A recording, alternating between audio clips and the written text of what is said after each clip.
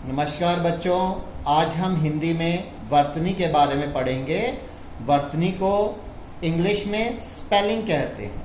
वर्तनी शब्द का अर्थ पीछे पीछे चलना है। लेखन व्यवस्था में वर्तनी शब्द स्तर पर शब्द की ध्वनियों के पीछे पीछे चलती है।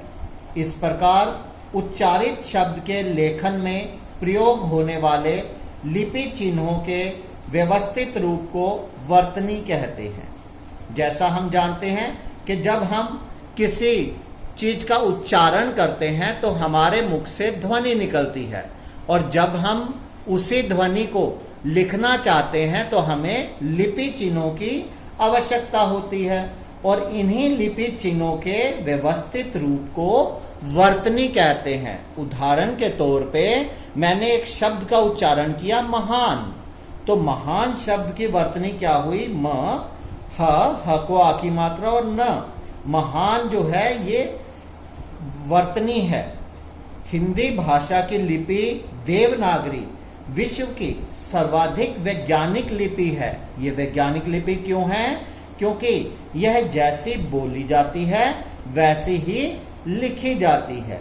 तो बच्चों, आपने ध्यान देना है कि वर्तनी संबंधी अशुद्धियों से बचने के लिए शब्दों का शुद्ध उच्चारण करना चाहिए, क्योंकि शब्दों में ध्वनियों की एक निश्चित व्यवस्था होती है।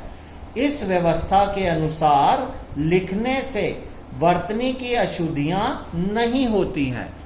यानी अगर हम चाहते हैं कि हम हिंदी में कम से कम अशुद्धियां करें लिखने में, तो हमें क्या करना चाहिए? पहले अपने उच्चारण पे ध्यान देना चाहिए। अगर आपका उच्चारण सही होगा तो आप उसकी वर्तनी भी सही लिखेंगे।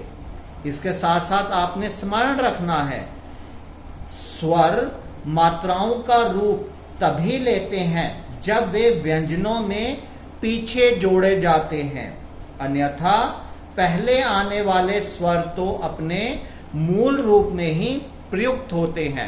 जैसा आपको पता है, स्वर कितने होते हैं? 11।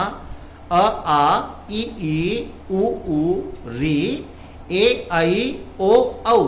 तो ये 11 स्वर हैं।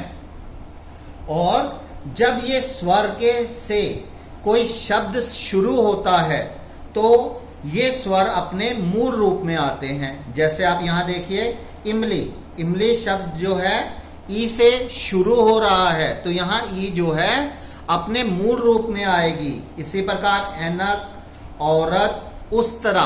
तो जब कोई स्वर किसी शब्द के शुरू में आता है तो वो अपने मूल रूप में प्रयोग होता है, और इसी प्रकार जब ये स्वर किसी व्यंजन के पीछे आएगा तो मात्रा के रूप में प्रयोग होगा। जैसे यहाँ इमली से शब्द शुरू हो रहा है ई से। इसी प्रकार किसान, यहाँ क में क व्यंजन में क्या जुड़ गया? ई जुड़ गया। तो किसान जो है ये ई जो है मात्रा के रूप में प्रयोग होगा।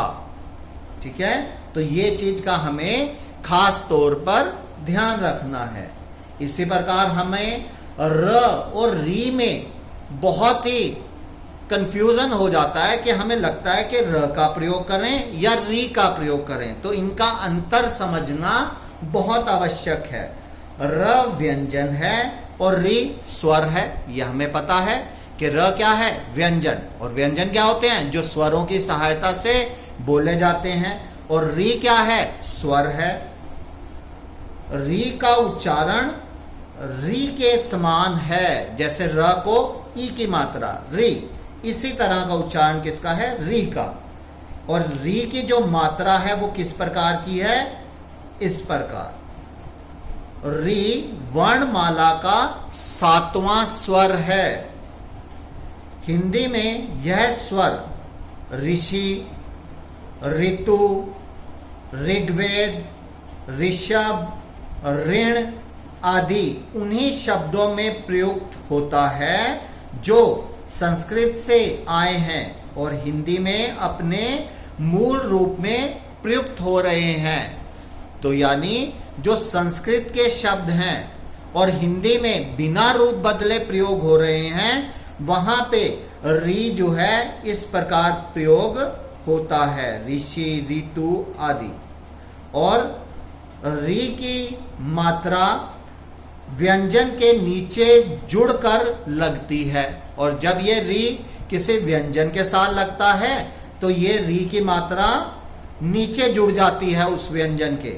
जैसे क और री, जब ये क और री मिले तो क्या बना, क्री। और जैसे एक शब्द है कृषि, कृष्ण, और व के साथ री मिला तो क्या बना, व्री, वृक्ष, वृषभ आदि। र व्यंजन में री की मात्रा नहीं लगती है।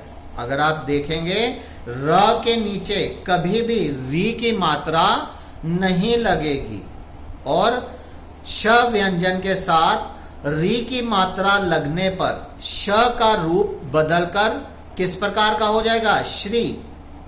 जैसे ये देखिए, ये रूप क्या हुआ, श में क्या जुड़ गया, री, तो ये बन गए श्री।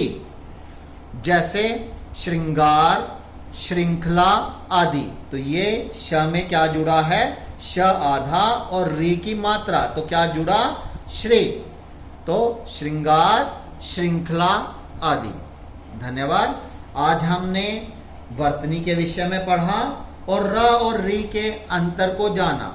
कल हम र के विभिन्न प्रकार के विषय में पढ़ेंगे। धन्यवाद।